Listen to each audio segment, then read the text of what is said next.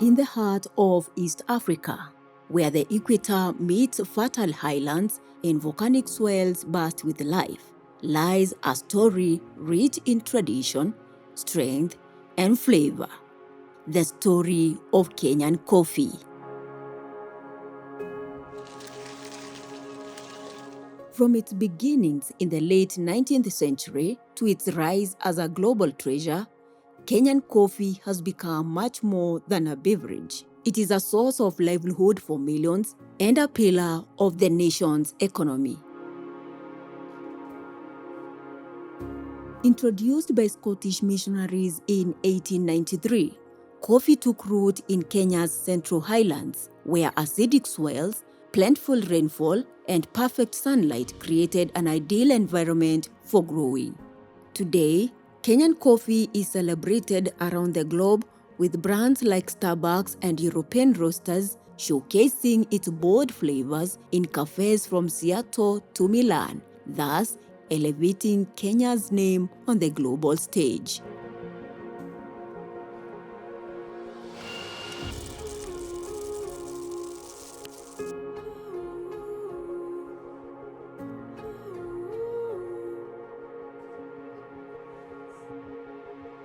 Kenyan coffee is an economic powerhouse. It accounts for approximately 0.3% of Kenya's national income, supports over 700,000 households, and provides employment to an estimated 6 million Kenyans, both directly and indirectly.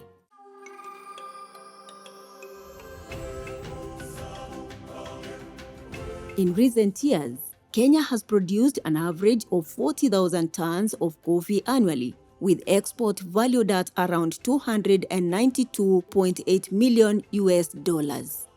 Cooperative societies are the backbone of the sector, accounting for 70% of the total production.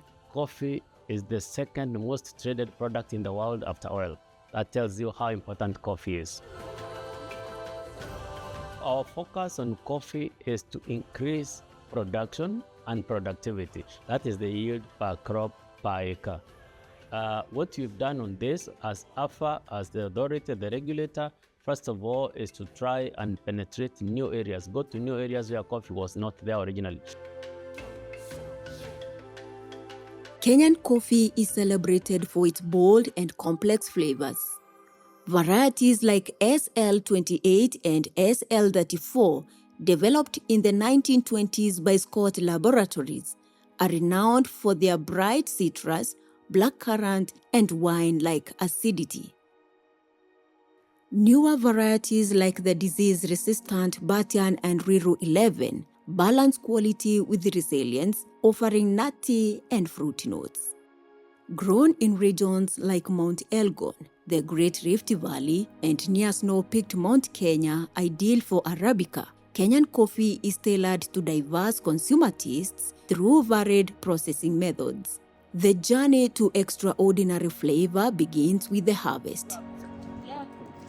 In Kenya, only red ripe coffee cherries are hand-picked, ensuring the finest fruit reaches processing.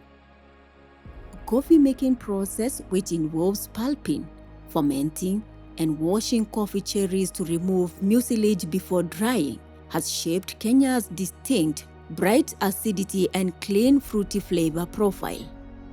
Today, producers are embracing bold new methods such as natural processing to cater to a growing global demand for unique and diverse coffee experiences.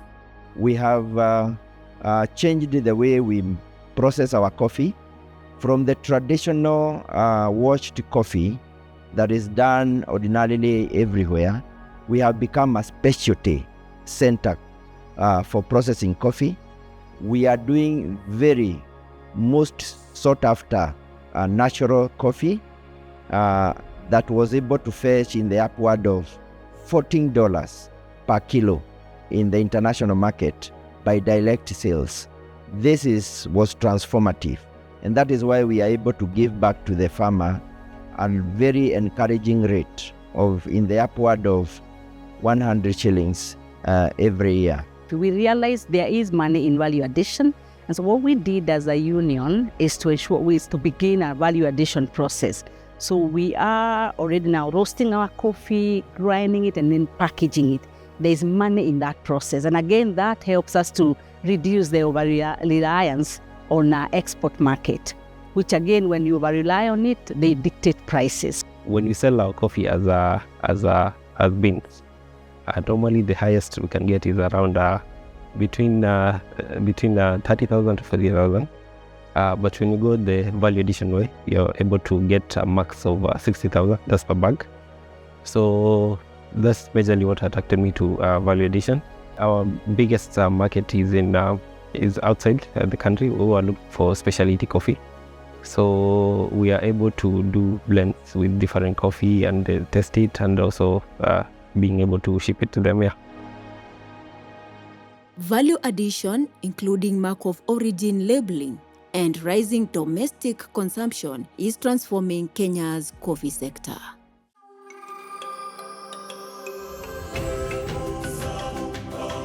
In the 2023-2024 season, exports of value-added coffee, primarily in roasted and soluble forms, reached 1,961 metric tons.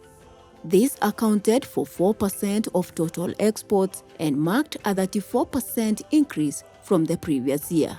The highest cherry payout rate hit 130 Kenyan shillings per kilo, representing a 12% rise from the 2022-2023 national average of 80 shillings.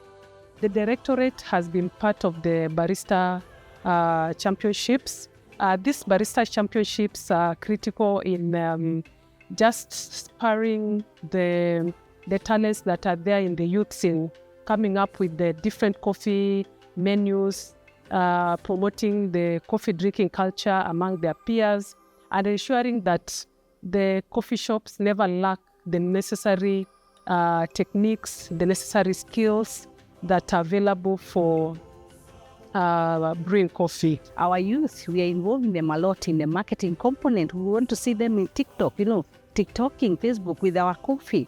So we create jobs, we create occupation for our young people, and even attract them in the coffee value chain, which they thought in the past was only the digging and the hard work. Now it's a gist, it's good. They are enjoying that process. Recent government reforms have reshaped Kenya's coffee sector. The coffee regulations of 2019 transformed market access by allowing roasters and buyers to purchase directly from auctions. They also enabled growers to sell directly to international buyers, cutting costs and reducing bureaucratic barriers. One of the key things that has happened in the coffee sector is the sustained reform agenda on the coffee sector. One of the key ones is the regulations 2019. And the key turnaround here was enabling the roasters or the buyers to buy directly from the auction and from the farmer. Therefore, they are able to access Kenyan coffee directly without going through a lot of blockades. I have put in money in this farm as a business. So what reform did, it just gave me a wake-up call that get up and do this thing. You have done already first step. Why not do the second and third? Sustainability is at the heart of Kenya's coffee future. Farmers are adopting innovative practices to ensure long-term viability, from organic farming to advanced processing techniques. There's a lot that can be done by different farmers. I believe if each of us as farmers pick a line on which we can specialize on so that we can sustain our coffee industry, maybe a few farmers can go purely organic. Other farmers can concentrate on processing, specialized processing, advanced fermentation processing, so that we can get the science of coffee and many others. Kenya's coffee sector is aligning with the European Union deforestation regulation to ensure sustainable production and maintain access to the EU market, which imports a large share of Kenyan coffee. The EUDR requires coffee imports to be deforestation-free, with traceable supply chains verified by geolocation and due diligence. To comply, Kenyan farmers and cooperatives are adopting practices such as organic farming, agroforestry and reforestation while avoiding farming on deforested land. And we are in good space. We are working with all the government agencies and other ministries to ensure that we comply with this regulation. But even as we continue to speak about this, is to urge anyone who is going to the farm to farm, you do not have to mess your forest. We use the fallow land that is not forested, and let's plant coffee there.